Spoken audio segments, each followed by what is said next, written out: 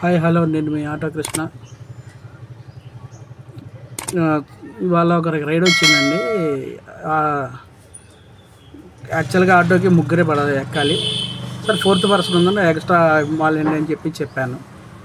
చెప్పిన తర్వాత ఎందుకు ఇవ్వాలి ఏంటి, మేము బుక్ చేసుకున్నాము అది ఇది అని చెప్పేసి కొద్దిగా డిస్కషన్ జరిగింది.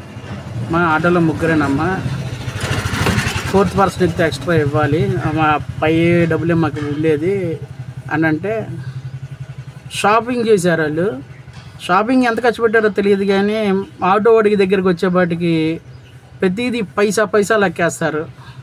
మరి వాళ్ళది సొమ్మే మాది సొమ్మే కాబట్టి మాకు ఎందుకు అంత చిన్న చూపు నాకు అర్థం కాదు. మరి మమ్మల్ని ఎందుకు అంత చిన్న చూపు చూస్తాం. మార్నింగ్ ఒక అతను కూడా కిరాయి మాట్లాడాను, బయట కిరాయి వస్తే రారా లేకపోతే లేరా పోరా, నువ్వు కాకపోతే 100 మంది ఉంటారు అన్నట్టుగా